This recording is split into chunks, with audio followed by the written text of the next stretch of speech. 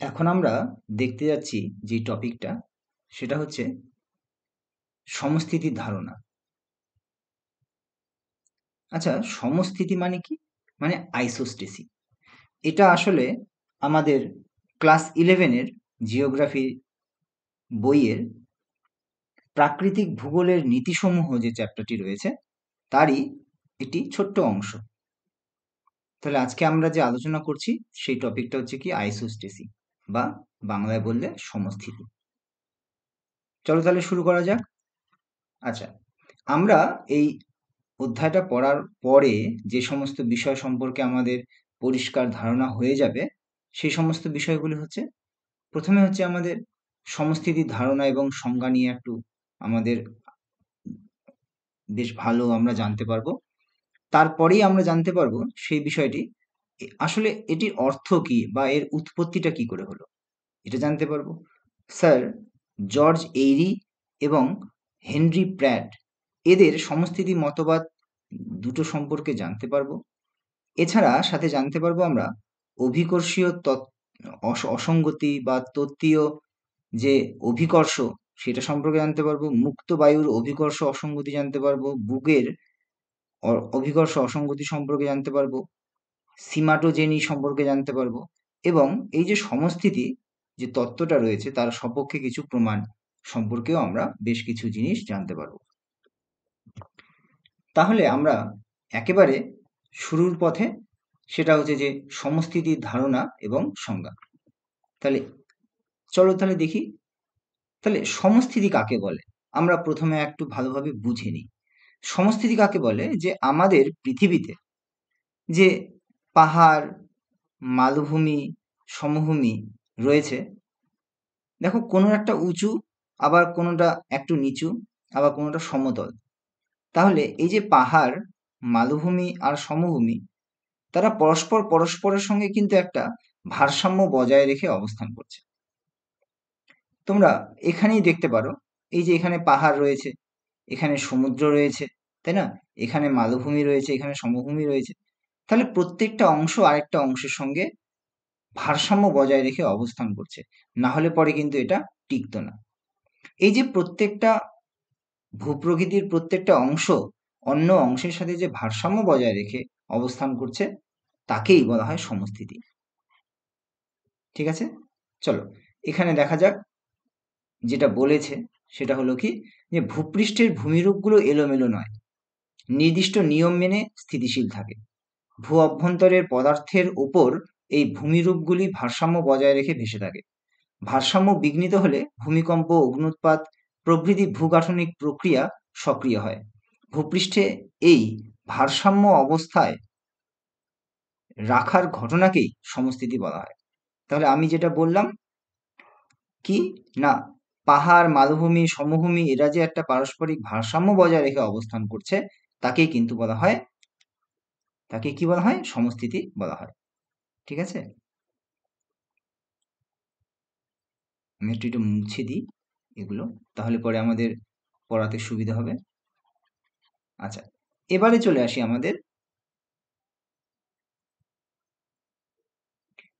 এবারে চলে আসি সংজ্ঞাতে। তাহলে আমাদের একটা সংজ্ঞা জানতে হবে। দেখো এখানে লেখাই আছে, ভূত্বকের বিভিন্ন অংশের বিভিন্ন উচ্চতায় ভারসাম্য বজায় রেখে অবস্থান করাকে সমস্থিতি বা আইসোস্টেসি বলা হয়। তাহলে উচ্চভূমি নিম্নভূমির মধ্যে একটা ভারসাম্য অবস্থান বজায় রাখছে, যেমন পাহাড় মানে পর্বত, মালভূমি, সমভূমি, নিম্নভূমি ও মহাসাগরীয় অঞ্চল। তাহলে এরা পরস্পর যদি ভারসাম্য বজায় রেখে অবস্থান করে তাকেই কিন্তু সমস্থিতি বলা হয়। তাহলে আমরা বুঝতে পারলাম সমস্থিতি কাকে বলে আর একটা সংজ্ঞা। এরপরেই আমরা চলে আসি এই শব্দটা কবে থেকে ব্যবহার হয়েছে একটু দেখে নিই। তাহলে এই শব্দটা যে ব্যবহার হয়েছে সেটা সম্পর্কে একটু দেখে নিই। আমাদের এই যে আইসোস্টেসিস যে শব্দটা রয়েছে সেটা প্রথম ব্যবহার করে 1889 সালে আমেরিকান ভূতত্ত্ববিদ ডাটন বলে একজন আছে, তিনি এটি ব্যবহার করেন। ডাটন, আমেরিকান ভূতত্ত্ববিদ ডাটন, 1889। তাহলে এই আইসোস্টেসিস শব্দটির অর্থটা কি? আইসোস্টেসিস শব্দটির আসল অর্থ হচ্ছে, আইসোস মানে সমান এবং স্ট্যাসিস মানে হচ্ছে নিশ্চল। ঠিক আছে, এটা একটা গ্রিক শব্দ, মনে রাখতে হবে এটা একটা গ্রিক শব্দ। এর একদম সোজা মানে হচ্ছে ভূত্বকের বিভিন্ন অংশের ভারসাম্য রক্ষা করে অবস্থান করা। ঠিক আছে, চলো এবারে দেখি ভূপৃষ্ঠের ভারসাম্য অবস্থান মানে মানে দেখো দুটো ভূত্বক কিন্তু দুটো অংশ নিয়ে গঠিত, একটা শিয়াল আর একটা হচ্ছে সীমা। তাহলে একটা হচ্ছে শিয়াল আর একটা হচ্ছে সীমা। তাহলে এই দুটো স্তর। শিয়ালকে শিয়াল কেন বলা হচ্ছে? কারণ সিলিকা ও অ্যালুমিনিয়াম এল এই দুটো মিলে তৈরি হয়েছে, এর জন্য একে বলা হয় শিয়াল। এবং সীমা কেন একে বলা হয়েছে? না, সিলিকা ও ম্যাগনেসিয়াম দিয়ে তৈরি, তাই একে বলা হয় সীমা। ঠিক আছে, আচ্ছা এবারে চলে আসি আমরা তার ঠিক পরের অংশে। প্রথমে আমাদের সমস্থিতি যখন আমরা পড়তে যাচ্ছি বা বুঝতে যাচ্ছি, আমাদের প্রথমে একটা জিনিস জানতে হবে, সেটা হচ্ছে যে অভিকর্ষের বৈচিত্র্য। একটু দেখে নিই যে পৃথিবী অভিগত গোলাকার। অভিগত গোলাকার মানে সম্পূর্ণভাবে তো গোল নয়, একটু চ্যাপ্টা রয়েছে, তাই ভূপৃষ্ঠের সর্বত্র অভিকর্ষের মান এক নয়। তাহলে যেহেতু সেটা একদম গোল নয়, একটু ডিমের মতো, তাই এটার অভিকর্ষের মান বিভিন্ন জায়গায় বিভিন্ন রকম হয়।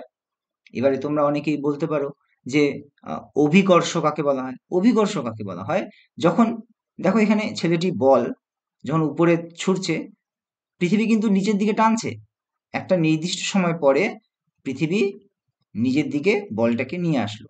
তার মানে ছেলেটি বলটা যে উঠালো সেটি কিন্তু উপরের দিকে উঠালো, কিন্তু উপরে না গিয়ে ও আবার পৃথিবীর দিকে চলে আসলো। তাহলে কোনো একটা বস্তুকে আমরা যদি পৃথিবী থেকে উপরের দিকে পাঠাই, সে আবার গিয়ে আবার পৃথিবীতেই চলে আসে। তাহলে পৃথিবী প্রত্যেকটা বস্তুকে নিজের দিকে যে টানে, একেই কিন্তু অভিকর্ষ বলা হয়। ঠিক আছে, এখানে পরবর্তীতে যেটা দেখতে হবে সেটা হচ্ছে যে নিরক্ষরেখায় অভিকর্ষের মান কম এবং মেরুর দিকে তা বেড়ে যায়। চলো একটু বুঝি। বলছে যে এই যে আমাদের পৃথিবী রয়েছে, এখানে তোমরা দেখছো এই লাইনটাকে বলা হয় নিরক্ষরেখা, আর এটাকে বলা হয় মেরু অঞ্চল।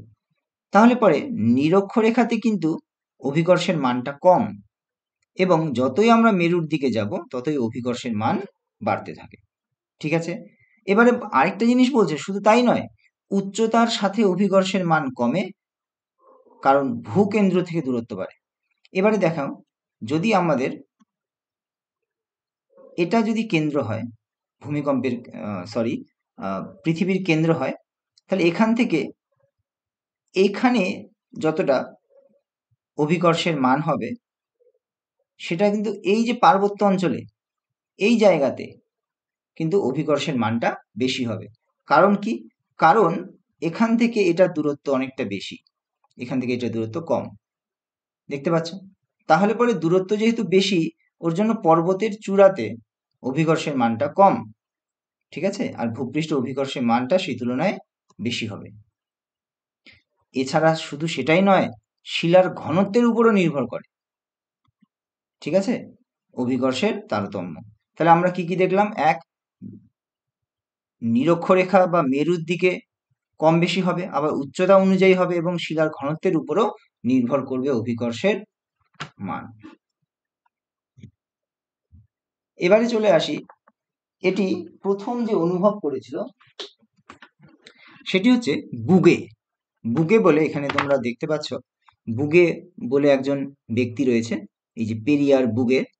এ 1735 সালে তিনি প্রথম এই যে প্লাম বব, এখানে তোমরা একটা জিনিস দেখতে পাচ্ছ, সেটাকে বলা হচ্ছে প্লাম বব লাইন। আচ্ছা, এই প্লাম ববটা কি? এখানে তোমাদের ছবির সাহায্যে আমি বুঝিয়ে দেওয়ার চেষ্টা করেছি। এই যে তোমরা একটা ওলন যেটাকে বলো, যেটা দিয়ে রাজমিস্ত্রিরা ঘর বাড়ি তৈরির সময় এটাকে কতটা সঠিকভাবে অবস্থান করছে, তো সেটা জানার জন্য এরা এই প্লাম বব বা ওলনটাকে ব্যবহার করে। তো সেটাই হচ্ছে প্লাম বব। আচ্ছা, এবারে বলছে যে এই প্লাম বব লাইন নিউটনের অভিকর্ষ তত্ত্ব অনুসারে আন্দিজের দিকে যতটা আকৃষ্ট হওয়ার কথা ততটা হয়নি। এই বুগের অভিকর্ষজ অসঙ্গতি সেই সময় বিজ্ঞানী মহলে সাড়া ফেলতে পারেনি। চলো একটু দেখে নিই। তাহলে পরে এই যে প্লাম বব, এই প্লাম ববের সাহায্যে কে পেরিয়ার বুগে এ একটা পরীক্ষা করে। কি পরীক্ষা করে না 1735 সালে ও দেখে যে এই যে আমাদের এখানে অ্যান্ডিজ, সাউথ আমেরিকা, এটা সাউথ আমেরিকাতে যে অ্যান্ডিজ আছে, এই আন্দিজ পর্বতকে ও কি করে না এর অভিকর্ষের মান নির্ণয় করতে যায়। ঠিক আছে, অভিকর্ষের মান যখন নির্ণয় করতে যায় তখন পেরিয়ার বুগে একটা জিনিস লক্ষ্য করে, সেটা কি না এর অভিকর্ষের মান যতটা হওয়া দরকার ততটা হয়নি। কেন হয়নি সেটা কিন্তু পেরিয়ারের তখন বুগের কাছে এর কোনো সঠিক উত্তর ছিল না, কিন্তু প্রথম যে সন্দেহটা কিন্তু তিনিই প্রকাশ করেন। ঠিক আছে, তাহলে বুগে তাহলে প্রথম কি অনুভব করে যে অভিকর্ষজ একটা অসঙ্গতি কিন্তু আছে, মানে এই আন্দিজ পর্বতে যতটা অভিকর্ষজ মান হওয়া দরকার ততটা কিন্তু হয়নি। সেখান থেকে প্রথম সন্দেহের সূত্রপাত ঘটে। এরপরেই চলে আসি আমরা আরেকটি ঘটনা। ওই ঘটনা তো খুব বেশি একটা প্রচলিত বা মানুষের কাছে জনপ্রিয় হয়নি, কিন্তু পরবর্তীতে এখানে এটা খুব ইম্পর্টেন্ট একটু মনে রাখতে হবে যে ভারতে অভিকর্ষজ অসঙ্গতির পর্যবেক্ষণ 1859 সালে। দেখুন এখানটায় জর্জ এভারেস্ট এর নেতৃত্বে উত্তর মধ্য ভারতের 3টি স্থানে জরিপ হয়। কয়টি স্থানে জরিপ হয়? 3টি স্থানে জরিপ হয়। ঠিক আছে, এখানে 3টি জায়গার নাম কি? একটা হচ্ছে কালিয়ানা, কলিয়ানপুর এবং দামরিদগা। ঠিক আছে, তাহলে 3টি জায়গার, তাহলে পরীক্ষার মধ্যে প্রশ্ন আসতে পারে যে অভিকর্ষ যে অসঙ্গতি সেটার জন্য 3টে জায়গা নেওয়া হয়েছে, একটা হচ্ছে কালিয়ানা, কলিয়ানপুর, আর একটা হচ্ছে দামরিদগা। ঠিক আছে, এই 3টে জায়গা নেওয়া হলো। আচ্ছা, এবার উদ্দেশ্য কি ছিল? উদ্দেশ্য ছিল যে পৃথিবীর আকার ও আয়তন নির্ণয় করা। ঠিক আছে, তাহলে পরে এবারে কি কি পদ্ধতির ও সাহায্য নেওয়া হয়েছিল, মানে স্যার জর্জ এভারেস্ট কি কি পদ্ধতির সাহায্য নিয়েছিলেন? সেটা হচ্ছে ট্রানজিট থিওডোলাইট এর সাহায্যে এবং নক্ষত্রের কৌণিক মান পরিমাপের সাহায্যে। ঠিক আছে, আর কি না ত্রিভুজ বা ট্রায়াঙ্গুলেশন পদ্ধতির সাহায্যে। ঠিক আছে, তিনি কালিয়ানা ও কালিয়ানপুরের দূরত্ব নির্ণয় করার চেষ্টা করেন। তাহলে দুটো জিনিস, একটা হচ্ছে ট্রানজিট থিওডোলাইট আর একটা হচ্ছে ত্রিভুজ বা ট্রায়াঙ্গুলেশন পদ্ধতি হলো। আচ্ছা, এবারে চলে আসি আমরা ফলাফলের দিকে। এখানে যে অভিকর্ষজ অসঙ্গতির সময় এখানে একটা এর ফলাফল দেখা দিল, সেটা হচ্ছে দুটি পদ্ধতিতে, একটা হচ্ছে ট্রানজিট থিওডোলাইট পদ্ধতি আর একটা হচ্ছে ট্রায়াঙ্গুলেশন পদ্ধতি। এই দুটি পদ্ধতিতে কি হলো না একটিতে দেখা দিল যে 5.2 সেকেন্ড কৌণিক পার্থক্য পাওয়া যায়। ঠিক আছে, এবং আরেকটিতে এই যে এখানে দেখো তোমাদের লেখা আছে যে আর্ক ডিকন প্র্যাট যে 1855 সালে হিমালয়ের সম্ভাব্য ভরের ভিত্তিতে হিসাব করে দেখান যে প্লাম্ববের বিক্ষেপ হওয়া উচিত ছিল কত না 15.885 সেকেন্ড। তাহলে এখানে দেখো প্রকৃত বিচ্যুতি মাত্র 5.236 সেকেন্ড, কিন্তু হওয়ার দরকার ছিল কত 15.885, তার মানে প্রায় 1/3। আর এখানেই যত প্রশ্নের সূত্রপাত যে কেন হলো। তাহলে আমরা এখানে জিনিসটা একদম পরিষ্কারভাবে বুঝতে পারলাম, এখানে যে বিক্ষেপ হওয়া দরকার ছিল কত 15.885, কিন্তু হয়েছে কত 5.236। তাহলে এদের মধ্যে ডিফারেন্স তো অনেক বেশি, তাই না? এখানে কতটা প্রায় 1/3 হয়েছে এখানটা। তাহলে কেন এই ডিফারেন্সটা আসলো? কেন হওয়ার দরকার ছিল এতটা, হলো এতটা কেন? তখন যেটা ফলাফল হিসেবে বের হয় যে হিমালয়ের নিচে শিলার ঘনত্ব কম, তাই ভারসাম্য বজায় রাখতে শিলা পদার্থের স্থানচ্যুতি ঘটেছে। ঠিক আছে, চলো আমরা ছবির মাধ্যমে একটু দেখে নিই।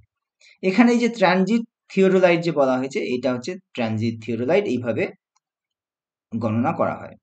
আর এখানে যে জায়গাগুলোর কথা বলা হয়েছে, এখানে হচ্ছে হিমালয়, আর এটা হচ্ছে কালিয়ানা, এটা হচ্ছে কালিয়ানপুর। ঠিক আছে, এই যে এখানে হচ্ছে কালিয়ানা আর হচ্ছে কালিয়ানপুর। তাহলে আমরা একটা জিনিস বুঝতে পারলাম যে প্লাম্বব রেখায় যে বিচ্যুতিটা দেখা দিচ্ছে সেটা হওয়ার কথা ছিল 15 পয়েন্ট সামথিং, কিন্তু হয়েছে 5 পয়েন্ট সামথিং। তাহলে পরে এই যে ডিফারেন্সটা আসলো কেন, তাই না? এটাই হচ্ছে প্রধান কারণ। এটি কেন সেটা জানার জন্যই এবারে সমস্থিতি মতবাদ বা সমস্থিতি তত্ত্ব উঠে আসে। এই যে কেন এটা ডিফারেন্স হলো সেটিকে সমস্যা সমাধান করার জন্য দুজন ব্যক্তির কথা এখানে বলা আছে। একটা হচ্ছে স্যার জর্জ এইরি এর সমস্থিতি মতবাদ, আরেকটা হচ্ছে জন হেনরি প্র্যাট এর সমস্থিতি মতবাদ। তাহলে একে একে করে আমরা স্যার জর্জ এইরির সমস্থিতি মতবাদ এবং স্যার জন হেনরি প্র্যাটের সমস্থিতি মতবাদটা আমরা জানব। চলো দেখা যাক। আমরা এখানে দেখে নিচ্ছি যে স্যার জর্জ এইরি এর সমস্থিতি মতবাদ তত্ত্বটি কি বলেছে এখানে। স্যার জর্জ এইরি যে মতবাদটি আছে সেটা হচ্ছে 1855 সালে এটি তিনি দিয়েছিলেন। আর তার এই যে সূত্রটি সেটা হচ্ছে ল অফ ফ্লোটেশন, অর্থাৎ ভাসমানতার ধর্মের উপর নির্ভর করেছিল। তিনি কি বলেছিলেন, তার যে বক্তব্য, তার বক্তব্যের মূল তত্ত্ব কি ছিল? বলেছে যে পর্বত, মালভূমি, সমভূমি ইত্যাদি হালকা মহাদেশীয় শিলা ভূত্বক, সমৃদ্ধ ভূত্বক ঘন অ্যাসথেনোস্ফিয়ারের উপরে ভাসমান। তাহলে কার উপরে ভাসমান? অ্যাসথেনোস্ফিয়ারের উপরে এই পাহাড়, মালভূমি, সমভূমিগুলি ভাসমান। এটি তিনি বলেছিলেন। আর কি বলেছিলেন? তিনি দেখিয়েছিলেন যে কাঠের টুকরো জলে ভাসার মতো যে খণ্ডের উচ্চতা বেশি তার নিম্নাংশ ভূগভীরে তত গভীর পর্যন্ত প্রবেশ করে থাকে। তিনি বলেছিলেন যে এখানে দেখো, এখানে তিনি লোহা নিয়েছিলেন তিনটি। এবারে আর বলেছেন যে এই যে পারদ নিয়েছিল, এবারে এখানে তিনি বলেছিলেন যে যেই অংশটা যত উঁচুতে থাকবে সেই অংশটার তলাতেও ততটা বেশি থাকবে, আর যেই অংশটা কম উঁচু থাকবে তার তলাটাও কম থাকবে, যে অংশটা আরো নিচু থাকবে তার তলাটা আরো বেশি কম থাকবে, আরো কম থাকবে। ঠিক আছে, তাহলে যার উচ্চতা বেশি তার তলাতে গভীরতাও বেশি, এটাই তিনি বলেছিলেন। তিনি একটা উদাহরণ দিয়েছিলেন, সেটি কি না, তিনি বলেছিলেন যে হিমশৈল, এই যে হিমশৈল যে আছে তার উপরে যতটা দেখা যায় তার নিচে কিন্তু ততটাই গভীর থাকে। তাহলে যেই জায়গাটি যত বেশি উঁচু তার তলাটা তার তত বেশি গভীর। ঠিক আছে, আর কি বলেছে? তিনি বলেছিলেন যে পর্বতের শিকড় বা ভূগর্ভে প্রবেশ করা অংশ প্লাম্ব রেখার আকর্ষণ কমিয়ে দেয়। তিনি এটা আরেকটা ভাবে প্রমাণ করার চেষ্টা করেছিলেন, সেটা কি না, লোহার দণ্ড পারদে ডুবিয়ে পরীক্ষার মাধ্যমে প্রমাণের চেষ্টা করেন। তাহলে দেখো কি করেছিলেন তিনি না, পারদের মধ্যে, এখানে বলাই আছে পারদ, এই পারদের মধ্যে এই লোহার বিভিন্ন টুকরোকে তিনি ডুবিয়েছিলেন। যে সমস্ত লোহার টুকরো বেশি উঁচু ছিল তার গভীরতাও বেশি ছিল, আর যার কম ছিল তার গভীরতাও কিন্তু কম ছিল। তাহলে এর মাধ্যমে তিনি এটাই বোঝাতে চেয়েছিলেন যে যেই জায়গা যত বেশি উঁচু তার তলা তত বেশি গভীর, আর যেই জায়গা কম উঁচু সেই জায়গার গভীরতাও কম। ঠিক আছে, আচ্ছা, সমালোচনা। এবারে দেখো যে বিজ্ঞানীদের মধ্যে এটা একটা খুব কমন বিষয় যে কোনো বিজ্ঞানী যদি কোনো কিছু বলে সেটাকে কন্ট্রাডিক্ট করার জন্য বা সেটাকে ভুল প্রমাণিত করার জন্য অন্যান্য বিজ্ঞানীরা এগিয়ে আসে। তারা কি বললেন যে যতটা গভীরে থাকার কথা বলছে ততটা গভীরে কিন্তু থাকা অসম্ভব। কারণ কি না, এত গভীরে যদি যায় এটা, কারণ এই হিমালয় পর্বত যতটা উপরে আছে তার থেকে বেশি যদি নিচে থাকে থাকতে পারবে না, তো সব গলে যাবে। তাই বলছে যে এত গভীরে প্রবেশ করা সম্ভব নয়। ঠিক আছে, আর কি বলেছে এখানে যে এত বেশি গভীরে যদি থাকেও তাহলে কিন্তু তা কঠিন অবস্থায় থাকতে পারবে না, তরল বা গলে যাবে। কারণ এখানে তো আমরা জানি একটা নির্দিষ্ট গভীরতার নিচে কি আছে, অ্যাসথেনোস্ফিয়ার বা ক্ষুদ্রমণ্ডল আছে, সেখানে তো গলে যাবে, তাই না? কিন্তু কিছু কিছু বিজ্ঞানী আবার এই স্যার জর্জ এইদিকে সমর্থনও করেছিলেন। এরপরে চলে আসি আরেকটি তত্ত্বে, সেটা হচ্ছে স্যার জন হেনরি প্র্যাট। তিনি একটু অন্যরকম ভাবে বিষয়টিকে উপস্থাপনা করেছিলেন 1859 সালে। ঠিক আছে, এই জন হেনরি প্র্যাট এই তত্ত্বটি প্রকাশ করেন। তার তত্ত্বের যে মূল বিষয় ছিল সেটা হচ্ছে ল অফ কম্পেনসেশন বা প্রতিবিধানের তল। তিনি একটা জিনিস বলেছিলেন যে ভূত্বকের বিভিন্ন অংশ কিন্তু বিভিন্ন রকম ঘনত্ব দিয়ে তৈরি। যেমন পাহাড়ের ঘনত্ব আলাদা, মালভূমির ঘনত্ব আলাদা, সমভূমির ঘনত্ব আলাদা, এবং প্রত্যেকটি অংশ সমান চাপ দেয়, এবং যে স্তরে গিয়ে সবাই একসাথে মিলে যায়, অর্থাৎ তার নিচে আর কোনো অংশ থাকে না, সেই অংশটিকে বলা হয় প্রতিবিধান তল। আমরা একটু ছবির মাধ্যমে দেখে নিই। এখানে দেখো, এখানে বিভিন্ন অংশ আছে, যেমন পাইরাইট, অ্যান্টিমনি, লোহা, নিকেল, তামা, সীসা, দস্তা, রূপো, বিভিন্ন উপাদান। কেন তিনি বিভিন্ন উপাদান নিয়েছিলেন প্র্যাট? তিনি বলেছিলেন না, বিভিন্ন ভূমিরূপ বিভিন্ন উপাদান দিয়ে তৈরি। যেমন হিমালয় বা এই পর্বতের ঘনত্ব আলাদা, মালভূমির ঘনত্ব আলাদা, সমভূমির ঘনত্ব আলাদা, তাই না?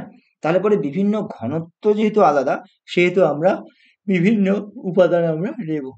তাই সে পাইরাইট, অ্যান্টিমনি, লোহা, নিকেল, তামা, সীসা এগুলো বিভিন্ন উপাদান নিয়েছিল। এবং তিনি যখন এটাকে ভাসালেন, তিনি দেখলেন যে না, প্রত্যেকটা উপাদানের যে তলদেশ সেটি কিন্তু একটি নির্দিষ্ট গভীরতা অবধি আছে এবং সমানভাবে রয়েছে। এর থেকে তিনি এটা প্রমাণ করলেন যে ঘনত্ব যাই হোক না কেন, নিচের কিন্তু তলটা একই থাকবে, আর এই তলটিকে তিনি নাম দিলেন প্রতিবিধান তল। এই যে এখানে মালভূমি, পর্বত, সমভূমি সবকিছুই আছে, তাদের কিন্তু তলদেশ একটাই। ঠিক আছে, এই তলটিকে বলছে প্রতিবিধান তল। বুঝলাম। এবারে ফিরে আসি আগের অংশে। তাহলে পরে বলছে যে এই যে বিভিন্ন উচ্চতায় যে বিভিন্ন অংশগুলিকে নেওয়া হয়েছে, এরকম কেন? কারণ আমাদের পর্বতের যে ঘনত্ব সেটা আলাদা, মালভূমির ঘনত্ব আলাদা, সমভূমি এবং সমুদ্রের ঘনত্ব কিন্তু আলাদা আলাদা। ঠিক আছে, এখানে ঘনত্বগুলো দেওয়াও হয়েছে। আর এই যে প্রতিবিধান তল, এটা কি বলতো? এটা হচ্ছে অ্যাসথেনোস্ফিয়ার বা ক্ষুদ্র মণ্ডল, যেখানে ম্যাগমা রয়েছে। কারণ আমরা জানি এই ম্যাগমার কাছাকাছি গেলে সমস্ত জিনিস গলে যায়, তাই না? তাই এই মতটা কিন্তু অনেকাংশে সঠিক বলেই মনে হয়। ঠিক আছে, এবারে আমরা দুটো তত্ত্ব দেখে নিলাম, এইরি এবং প্র্যাটের। এবারে কিছু কিছু অংশ বা কিছু কিছু টার্মিনোলজি সম্পর্কে একটু আমরা জেনে নিই। প্রথমটা একটু দেখে নাও, সেটা হচ্ছে যে থিওরিটিক্যাল গ্র্যাভিটি বা তত্ত্বীয় অভিকর্ষ। এটা কি বলছে? যে আমাদের এটা পৃথিবী, এই পৃথিবীর নিরক্ষরেখাতে যেরকম অভিকর্ষের মান হবে, মেরুতে কিন্তু আলাদা হবে।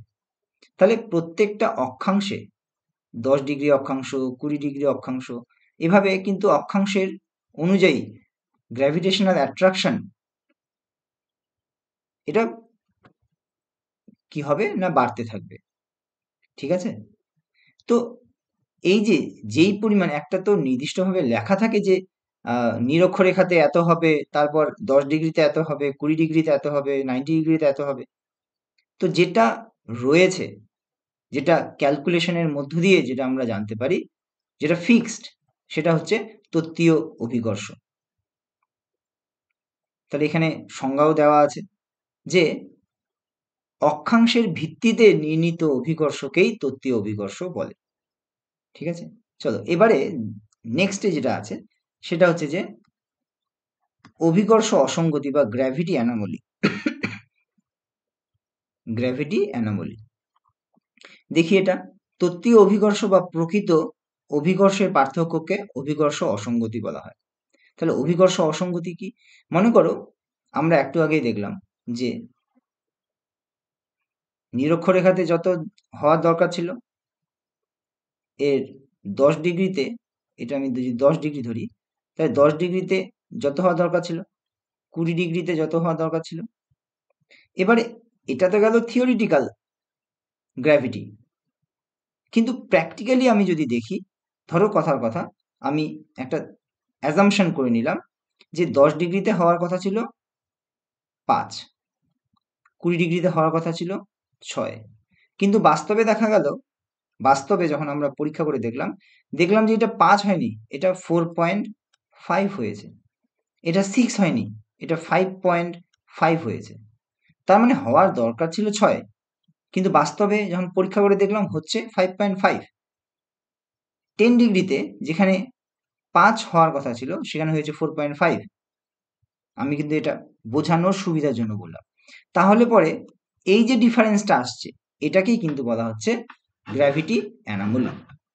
সাপোজ তোমাদের একটা উদাহরণের মাধ্যমে বলি, মনে করো যে তোমরা পরীক্ষা দিয়েছো, তুমি ভাবলে যে 100-র মধ্যে 90 পাবে, কিন্তু তুমি পেলে 80, তাহলে হওয়ার কথা ছিল 90, পেয়েছো 80, তাহলে ডিফারেন্স কত হলো? 10।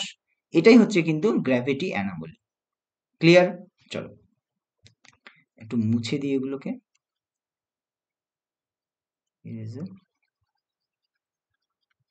এর পরেরটা আমরা চলে আসি, যে বিষয়টা রয়েছে সেটা হচ্ছে যে মুক্ত বায়ুর অভিকর্ষ, তাই না? মুক্ত বায়ুর অভিকর্ষ। মুক্ত বায়ুর অভিকর্ষে কি বলা হয়েছে? আমি একটু হাইলাইটারটা নিয়ে নিই এখানে। হ্যাঁ, এখানে দেখো মুক্ত বায়ুর অভিকর্ষ বা অসঙ্গতি কি বলেছে? Free air gravity anomaly. বলছে যে ভূমির উচ্চতা বৃদ্ধির ফলে অভিকর্ষের মান হ্রাস পায়।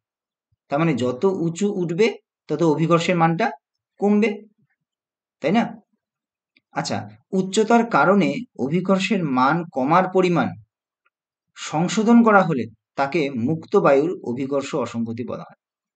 তাহলে এখানে কি বলা হলো? ভূমির উচ্চতা বাড়লে পরে অভিকর্ষের মানটা হ্রাস পায়, ঠিক আছে। উচ্চতার কারণে যখন অভিকর্ষের মানটা কম হয় তাকে যদি সংশোধন করা হয় তাকে মুক্ত বায়ুর অভিকর্ষ অসঙ্গতি বলা হয়, ঠিক আছে। নেক্সটে চলে আসি, বুগের অভিকর্ষ অসঙ্গতি। একটু আগে আমরা দেখলাম বুগে বলে একজন বিজ্ঞানী ছিলেন, বলছে যে ভূমির উচ্চতা বৃদ্ধির ফলে অভিকর্ষের মান কমে। আমরা এখনই দেখলাম উচ্চতা বৃদ্ধিতে অভিকর্ষের মান কমে। উচ্চভূমির অতিরিক্ত শিলাস্তূপের কারণে অভিকর্ষ কিছুটা বৃদ্ধি পায়। এই সংশোধনের পরেও যে অসঙ্গতি থাকে তাকে বুগের অভিকর্ষ অসঙ্গতি বলা হয়। এক্ষুনি আমরা দেখলাম না যে আমরা কি বললাম, আমরা যত উঁচুতে উঠবো, যত আমরা উঁচুতে উঠবো ততই কি হবে? যতই আমরা উঁচুতে উঠবো ততই অভিকর্ষের মানটা কমতে থাকবে, ঠিক আছে। বলছে যে আমরা এটাকে কি সংশোধন করে নেব। বলছে সংশোধনের পরেও যদি কিছু অসঙ্গতি থেকে যায় তখন সেটাকে বলছে বুগের অভিকর্ষ অসঙ্গতি। এবারে বুঝতে পেরেছো? চল এবারে চলে আসি আমরা হাইলাইটার এইখানটায়। এটা হচ্ছে সিমাটোজেনি। সিমাটোজেনিটা কি? বলছে যে লেস্টার কিং এর মতে, একজন বিজ্ঞানী, এর মতে পর্বতের ক্ষয়জাত পদার্থ সমুদ্রে জমা হয়, ঠিক আছে। আমরা তো জানি যে পাহাড়, মালভূমি, সমভূমি, আর এই যে পাহাড়ের যে ক্ষয়জাত পদার্থগুলো, এই যে পাহাড়ের যে ক্ষয়জাত পদার্থগুলো সেগুলো কোথায় গিয়ে জমা হয়? সেগুলো ধীরে ধীরে সমুদ্রে গিয়ে জমা হয়, ঠিক আছে। যখন সমুদ্রে গিয়ে জমা হয় তখন সমুদ্র তল ভারী হয়ে নিচে নামে আর পর্বত হালকা হয়ে উপরে উঠে আসে। এই উত্থান ও অবনমনের মাধ্যমে সমস্থিতি বজায় থাকে, ঠিক আছে। তাহলে একেই কি বলা হয়? সিমাটোজেনি বলা হয়। আমরা একদম শেষের দিকে চলে এসেছি, শেষ অংশে চলে এসেছি, একটু দেখে নিই আমরা। আমরা দেখো এখানটায় বলছি যে প্রমাণসমূহ, কি কি প্রমাণ আছে, সমস্থিতি তত্ত্বের কি কি প্রমাণ আছে। কি কি প্রমাণ আছে? একটা হচ্ছে বাল্টিক সাগর অঞ্চলে ভূমির উত্থান। অনেক ক্ষেত্রে কি হয়েছে, যখন হিমযুগে বরফের ভারে ভূমি অবনমিত ছিল, পরে বরফ যখন গলে যায়, যখন বরফ ওখান থেকে সরে যায় তখন প্রায় 270 মিটার উপরে উঠে গেছে, তাই না? কারণ আমরা দেখেছিলাম সমস্থিতি কাকে বলে না, উঁচু জায়গা ও নিচু জায়গার মধ্যে একটা ভারসাম্য বজায় থাকবে। তাহলে আগে নিচু হয়েছিল, পরে বরফ সরে গেছে, তো জায়গাটা উঁচু হয়ে গেছে। ঠিক সেরকমই দেখো, মেইন কানাডা ও আমেরিকার এখানটায় ভূমির উত্থানের একটা উদাহরণ দিয়েছে। বলছে যখন বরফের অপসারণ ঘটলো, তখন ভূমির উত্থান ঘটেছে এখানে। ঠিক এইভাবেই গঙ্গা বদ্বীপে ভূমি অবনমন, পলিস্তরের ভারে অঞ্চলটি অবনমিত হয়েছে, তাই না? আর সমুদ্রপৃষ্ঠের অনেক নিচে কাঠ ও প্রাণীর হাড় পাওয়া গেছে। তাহলে এইভাবে বিভিন্ন রকম উদাহরণ এখানে দেওয়া আছে, প্রমাণ দেওয়া আছে, যেখানে দেখানো হয়েছে আগে যেটা ভারী হয়েছিল সেটা যখন ক্ষয় হওয়ার পরে সেই অংশটা একটু পাতলা হয়ে যায়, হালকা হয়ে যায়, তখন কিন্তু সেটা আবার ধীরে ধীরে উপরের দিকে উঠে আসে। ঠিক আছে? তাহলে এতক্ষণ সঙ্গে থাকার জন্য অনেক অনেক ধন্যবাদ। নিশ্চয়ই তোমাদের ভিডিওটা ভালো লেগেছে। বারবার করে দেখবে, চ্যাপ্টারটা একটু নতুন। তোমাদের যদি কোনো রকম অসুবিধা হয় তোমরা কমেন্ট করে অবশ্যই জানাবে। ঠিক আছে? খুব ভালো থেকো আর সকলকে ভালো রেখো।